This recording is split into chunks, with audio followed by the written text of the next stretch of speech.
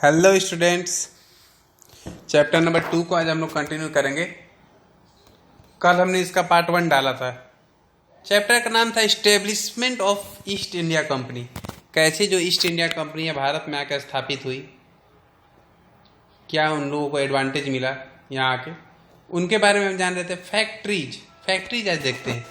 The places where factors और official work, वो जगह जहाँ पे ऑफिशियल काम करते हैं, सरकारी लोग काम करते हैं। Some of the factories were fortified as a safeguard from the rivals, और कुछ जगह पे जो फैक्ट्रीज है उसका इस्तेमाल सेफ गार्ड की तरह होता था, रक्षा के लिए, ताकि जो राइवल है, जो दुश्मन है, वो आक्रमण ना कर पाए। दे बाउट स्पाइसेस, और ये जो फैक्ट्रीज है वो क्या खरीदती थी भारत से? Spices, cotton textile. स्पाइसेस मैंने मालूम है आप लोगों को, मसाले। कॉटन टेक्सटाइल यानी कि हैंडलूम, जो हाथ से बनाए हुए कपड़े होते थे। इंडिगो, फॉर डाइंग, इंडिगो यानी नील होता है, जो कपड़े में नील डालते हैं ना, वो।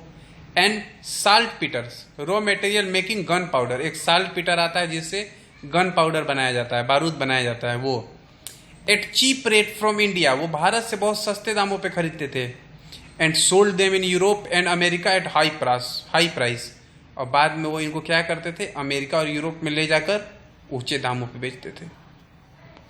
The profit margin created a competition among the foreign trading company, और जो प्रॉफिट मार्जिन था इतना ज़्यादा था कि इसने क्या किया? कंपटीशन चालू कर दिया फॉरेन ट्रेडिंग कंपनी में।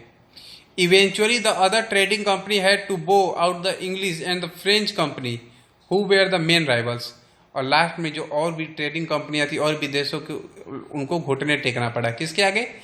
इंग्लिश ईस्ट इंडिया कंपनी, जो अंग्रेज आए थे, ब्रिटिशर्स आए थे, और फ्रेंच कंपनी, जो फ्रांस से लोग आए थे, उनके, क्योंकि ये जो थे वो मेन राइवल्स थे।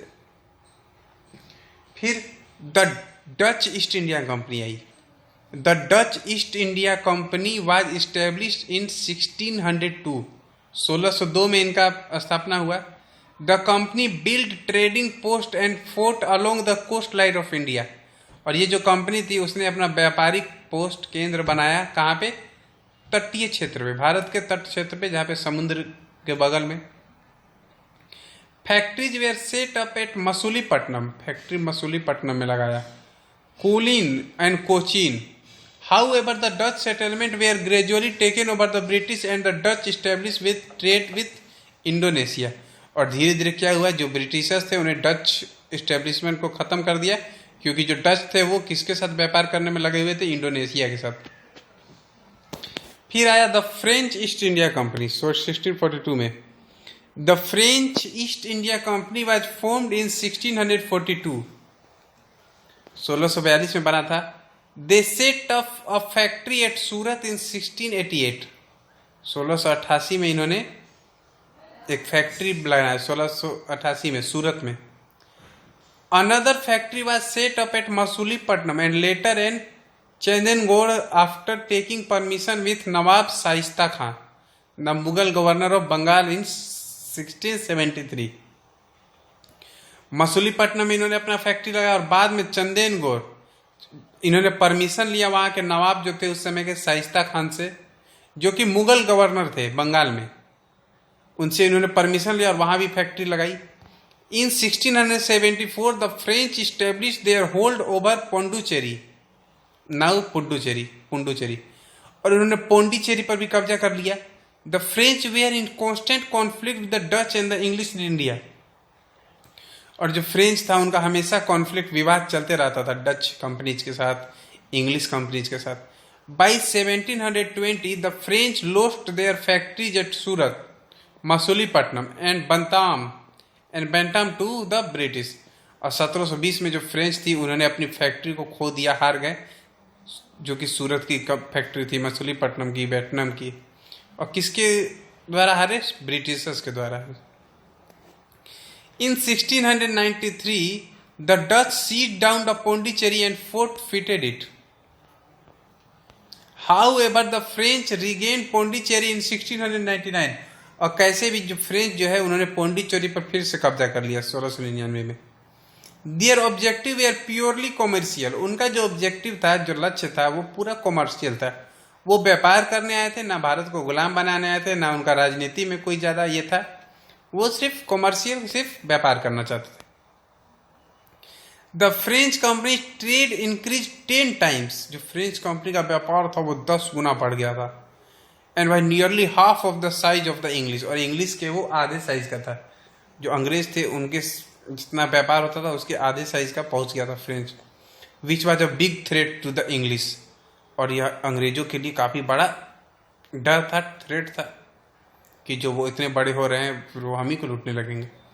द फ्रेंच अक्वायर्ड यनम, माहे एंड कैरिकल, और जो फ्रेंच थे उन्होंने यनम, माहे और कैरिकल नामक जगह को कब्जा कर लिया। From 1742 onward, political motives dominated over commercial gains, and the factories were fortified for the purpose of defense. और फिर डिफेंस के लिए फैक्ट्रीज बनाए गए। Duplex came to the governor of the French East India Company, और जो duplex थे, देखिए यहाँ पिक्चर ही बना हुआ है, वो उस समय फ्रेंच ईस्ट इंडिया कंपनी के गवर्नर थे। He was extremely ambitious and sought to establish a French colony in India. वो चाहते थे कि वो भारत में एक फ्रेंच कॉलोनी की स्थापना करे। The French power in India reach its peak during the governorship, और जो फ्रेंच पावर था भारत में वो अपने पीक पे पहुंच गया, अपने ऊंचाइयों पर पहुंच गया इनके गवर्नरशिप के समय। अब पढ़ते द ईस्ट इंडिया कंपनी।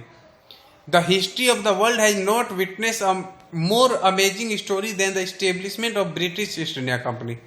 कह रहा है इतिहास में कोई भी इतना अमेजिंग स्टोरी नहीं देखा जितना कि अमेजिंग स्टोरी था ब्रिटिश एम्पायर का भारत में स्थापित होना। It was not the result of a deliberate effort but is a series of episode that finally led the political dominance of India by the East India Company. ये कोई एक बार में नहीं हो गया, बल्कि इसका कई सीरीज में, कई ग्रेजुअली धीरे धीरे धीरे धीरे भारत पे कब्जा हुआ।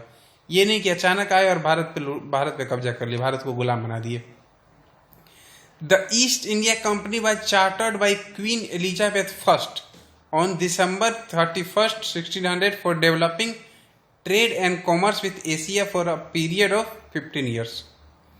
और जो इंग्लिश ईस्ट इंडिया कंपनी थी वो भारत में आई थी, क्यों? व्यापार करने के लिए, कॉमर्स व्यापार करने के लिए, ताकि वो एशिया के देशों के साथ व्यापार कर सके 15 साल तक।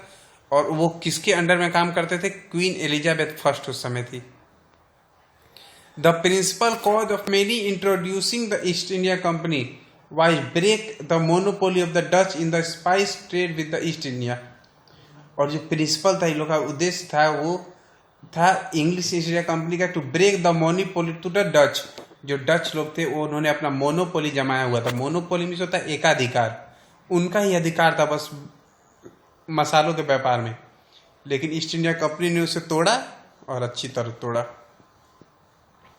ठीक है, तो आज के लिए यही रहने देते, कल अब हम लोग नेक्स्ट पार्ट देखेंगे। Okay, thank you.